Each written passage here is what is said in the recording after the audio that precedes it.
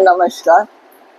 तो आज के पाठ में सूत जी कहते हैं कि इस प्रकार क्रोध को जीतने वाले उपमन्यु से यदुकुल नंदन श्री कृष्ण ने जो ज्ञान योग प्राप्त किया उसका प्रणत भाव से बैठे हुए उन मुनियों को उपदेश देकर आत्मदर्शी वायुदेव सायंकाल आकाश में अंतर्ध्यान हो गए।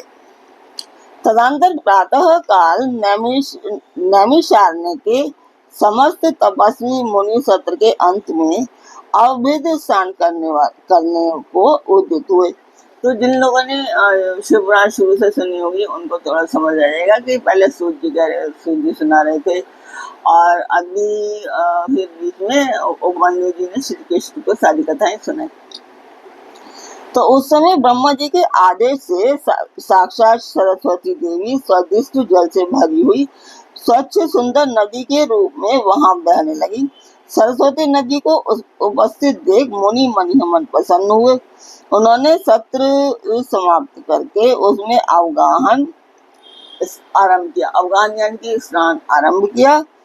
उस नदी के मंगलमय जल से देवता आदि का तर्पण करके पूर्व वृत्तांत का स्मरण करते हुए वे सबके सब वाराणसी पुरी की ओर चल दिए।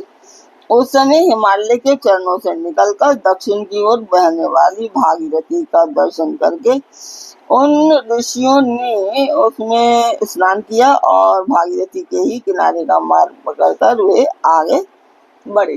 तदंतर वाराणसी में पहुंचकर उन सबको बड़ी प्रसन्नता हुई। वहां उत्तर वाहिनी गंगा में स्नान करके उन्होंने अविमुक्तेश्वर लिंग का दर्शन और विधि पूर्वक पूजन किया।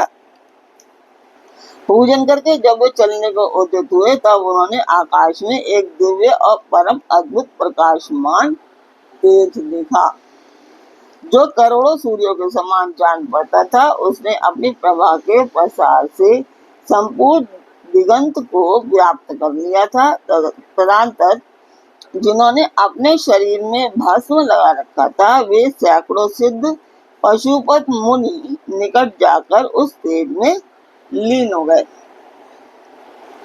उन तपस्वी महात्माओं के इस प्रकार लीन हो जाने से वे तेज तत्काल अदृश्य हो गया। वह एक अद्भुत सी घटना घटित हुई। उस महान आचार्य को देखकर वे नैमिषारण्य के निवासी महर्षि उन्होंने कहा कि ये क्या है। इस बात को ना जानते हुए ब्रह्म वन को चले गए। इनके जाने के बाद ही लोक पावन पवनदेव वहां पहुंचे। उन्होंने नैमिषारण्य वासी ऋषियों का जिस प्रकार साक्षात्कार हुआ, जिस तरह उनसे उनकी बातचीत हुई, उन ऋषियों की शुद्ध बुद्धि जिस प्रकार पार्षदों सहित सांब सदाशिव में लगी थी और जिस प्रकार उन यज्ञ परायण ऋषियों का वह दीर्घकालिक यज्ञ पूरा हुआ था, ये सारी बातें जग त्रस्ता ब्रह्म योनि ब्रह्मा को बताई। फिर अपने कार्य के लिए उनसे आज्ञा ले वे अपने नगर को चले गए। तदंतर अपने स्थान पर बैठे हुए ब्रह्मा जी गान की कला में परस्पर स्पर्धा रखने और विवाद करने वाले तुम्बरु और नारद के गान जनित उनका रस का आस्वादन करते हुए वहां मध्यस्थता करने लगे। आप सब जानते ही हैं कि उनको संगीत का कितना शौक था ब्रह्मा जी को और नारद जी को। उस समय वे गंधर्वों और अप्सराओं से सेवित हो सुख पूर्वक बैठे थे। उस बेला में किसी बाहरी व्यक्ति को वहां जाने का अवसर नहीं दिया जाता था। इसलिए जब नैमिषारण्य निवासी मुनि वहां पहुंचे तब द्वारपालों ने उन्हें द्वार पर ही रोक दिया। वे मुनि ब्रह्म भवन से बाहर ही पार्श्व भाग में बैठ गए।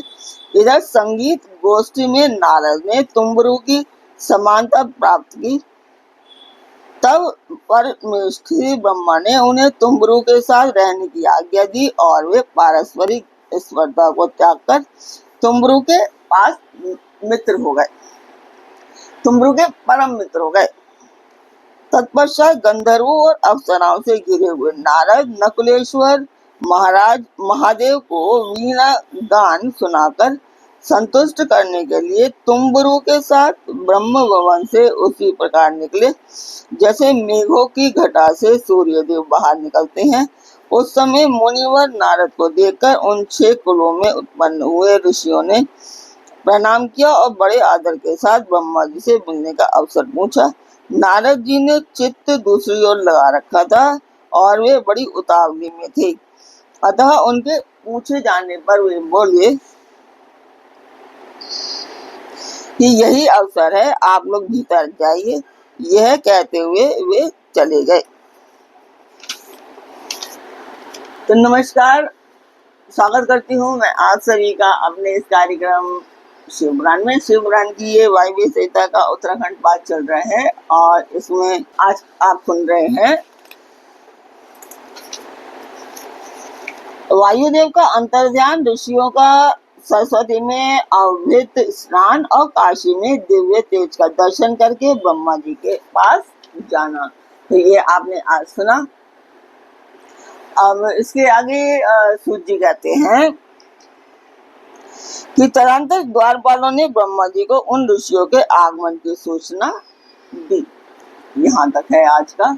तो आज का पाठ मैं यहीं पर पूर्ण करती हूँ। कल फिर मिलेंगे एक नए पाठ में, एक नए उमंग, एक नई तरह के साथ। तब तक के लिए आज्ञा दीजिए। ओम नमः शिवाय। जय माता दी।